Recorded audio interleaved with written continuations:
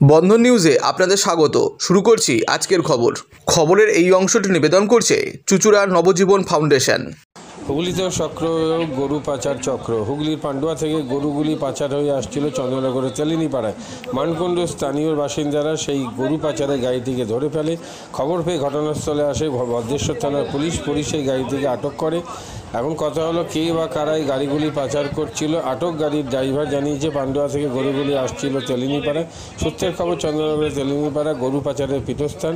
সারা বাংলা জুড়েই সক্রিয় গরু পাচারের ব্যবসা। এই ঘটনা প্রমাণ করে এই জেলাতেও রয়েছে গরু পাচারকারীদের সক্রিয় চক্র।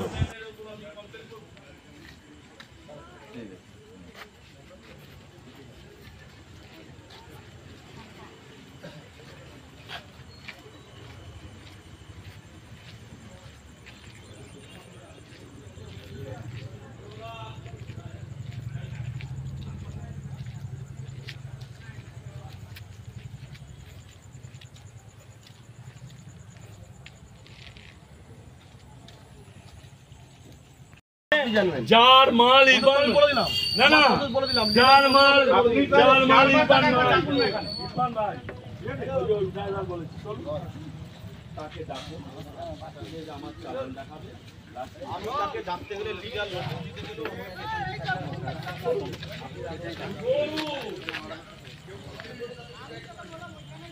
আমি আমার যদি হেলমেট না পরি বলে যাবে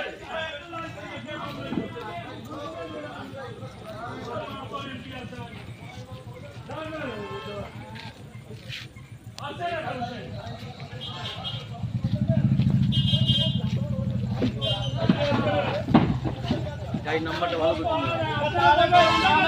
দরকার নেই কেন বলা পুলিশের দরকার নেই আপনাকে দরকার নেই আমরা বলেছি পুলিশের তাহলে এখানে দরকার নেই আমরা বুঝে নেব ভিডিও বানাবো আমরা বুঝে নেব যান আপনারা দাও আমরা বুঝে নিয়েছি না না আমরা বুঝে নিয়েছি আপনাদের দরকার নেই যান আমরা বুঝে নিয়েছি যান আপনার ছেলে গল্প অন্য হয়ে যাবে ওই এ তো আজিকাল এ তো জামানা দু তিনবার ধরা হয়েছে বহু জামানা থেকে হয়ে আছে।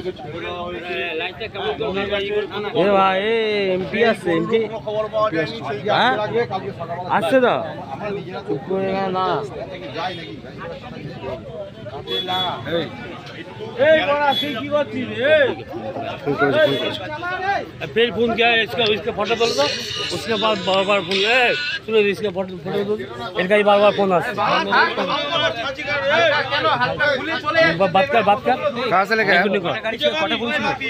19টা আছে 19টা কোন আছে তো হ্যাঁ হ্যাঁ একটা গরু মারা গেছে না কিছু হয়েছে সব ঠিক আছে তো এই গোনা আছে হ্যাঁ গরুগুলো গুনেছো আগে ভাবা গুনেছো গরুগুলো हाँ ठीक है सब मिल जाएगा कहाँ से लेके आए आप? पांडुआ से कहाँ जा रहा है गाड़ी?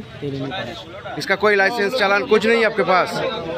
मेरे पास नहीं है सर हम लोग का गाड़ी हाँ सर गाड़ी आप गाड़ी चलाते आपके पास चालान नहीं रहता है?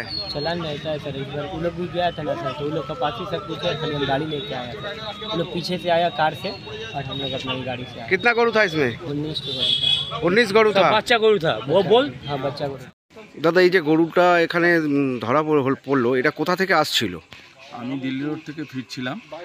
যখন ফিরছিলাম আমি তখন দেখতে পাচ্ছিলাম যে এরকম একটা গরু এইভাবে একটা ছোট হাতি ট্রাকে করে নিয়ে আসছিল এবং আমি চেস করে এসে মানকুণ্ডু পাগলাগারদের যে অ্যাসাইলাম যে সেন্টারটা আছে সেইখানে আমি এই গাড়িটাকে রুখলাম এবং সাথে কিছু স্থানীয় মানুষ এবং এখানকার যারা আমার সহকর্মীরা আছে তারা সকলেই আমার সাথে এলো এবং সাথে আমার ফোন করাতে মণ্ডল সভাপতিও আমার সাথে মানে আমার ফোনে সাড়া দিয়ে চলে এলো এবং তার পরবর্তী সময় আমরা পুলিশকে বললাম যে এই গাড়ির কোনো লাইসেন্স নেই, এই গাড়ির কোনো এই যে গরুকে যে নিয়ে যাচ্ছে সেই গরুর যে যাওয়ার যে চালানটা সেই চালানটা আমরা দেখতে চাইলাম, সেই চালানটা ওরা দেখায়নি কিন্তু ওরা বললো যে এটা ইরফান ভাইয়ের কাছে আছে। আমরা জানি না কে ইরফান ভাই, আমাদের এটা জানার দরকার নেই। তার পরবর্তী সময় পুলিশ এলো এবং ওরা এটা সিজার লিস্ট করে বললো আমরা এটাকে নিয়ে যাব এবং বাকিটা মণ্ডল সভাপতি পুলিশের সাথেও কথা বলেছে। কোথা থেকে আসলো কিছু জানতে পেরেছেন? এরা পান্ডুয়া থেকে এসছে। আচ্ছা, আপনাদের নেক্সট ভাবনা চিন্তা এর পরবর্তী কি পদক্ষেপ হবে?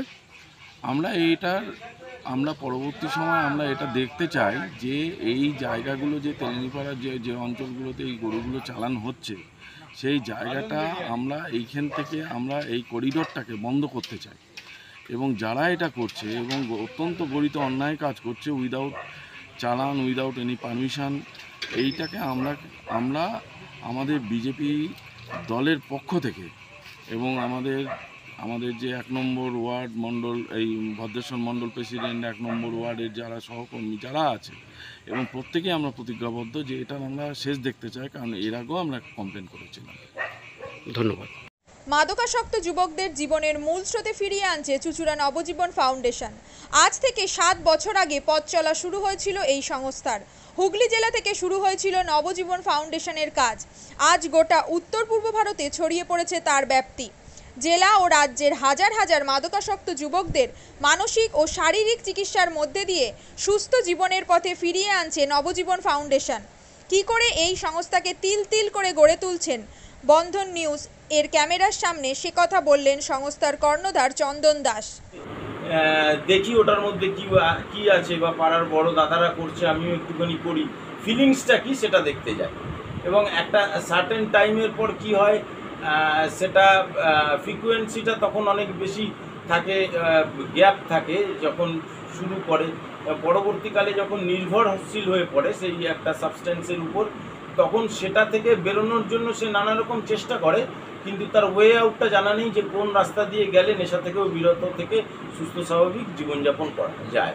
তো আমি ভাবলাম যে শুধুমাত্র আমি সুস্থ স্বাভাবিক জীবনযাপন করলাম, আমার জীবনের সার্বিক উন্নতি হলো, বা আমার যে সব এম বা আমি জীবনে যে জিনিসগুলো করতে পারিনি সেগুলো আমি ফুলফিল করলাম, তাহলে তো শুধু আমার কথাই ভাবা হলো। তাহলে আমি এরকম কিছু কাজ করি যাতে আমার মতো আরও 5 জন আমার দ্বারা উপকৃত হয়, এবং একটা সার্টেন টাইমের পর যখন মানুষ চায় যে ফিরতে, অথচ তার কাছে রাস্তা থাকে না, তখন এই একটা WHO ওয়ার্ল্ড হেলথ অর্গানাইজেশন একটা প্রসিডিওর বার করেছে। সামগ্রী আর ঠান্ডা গরম পানীয়র জন্য বিশ্বমানের flask, micro oven, mixer grinder, induction সহ আধুনিক রান্নাঘরের সামগ্রী উৎপাদন সারা বিশ্বে আলোড়ন সৃষ্টি করেছে বড়শিল। পাশাপাশি বিশ্বমানের সোলার গ্লাস, যা সোলার সিস্টেমের অন্যতম সামগ্রী তৈরি করে, সারা বিশ্বে নজির গড়েছে বড়শিল। দেশের বাজারে পাশাপাশি বিশ্ববাজারেও সব প্রতিযোগী কোম্পানিকে পিছনে ফেলে এগিয়ে চলেছে ভারতের বড়শিল। রাজস্থানের বড়শিল কারখানায় 1200 মহিলার কর্মসংস্থান হয়েছে।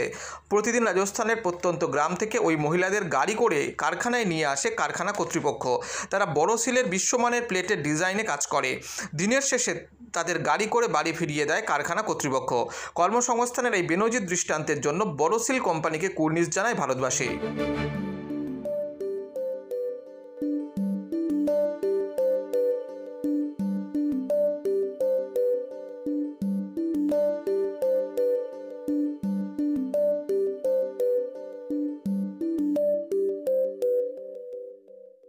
At Borosil, our products touch our customers' lives in many ways.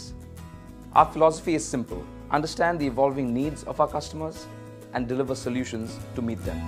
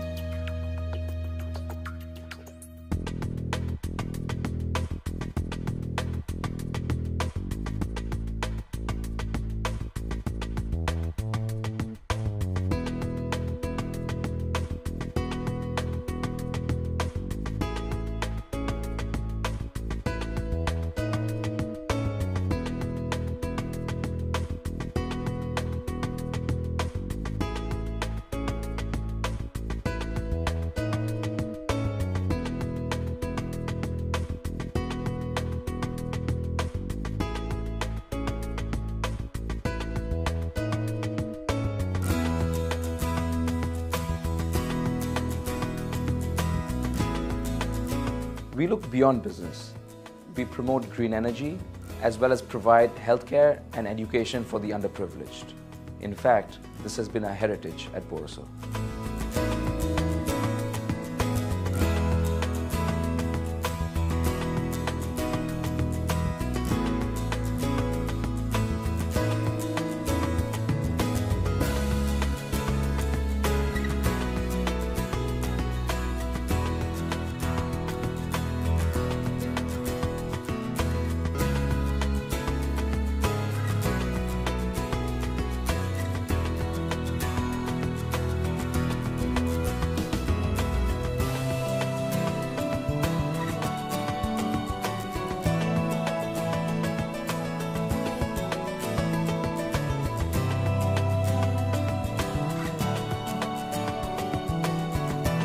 Our products are developed with innovation and thought. It is technology emboldened by the human spirit.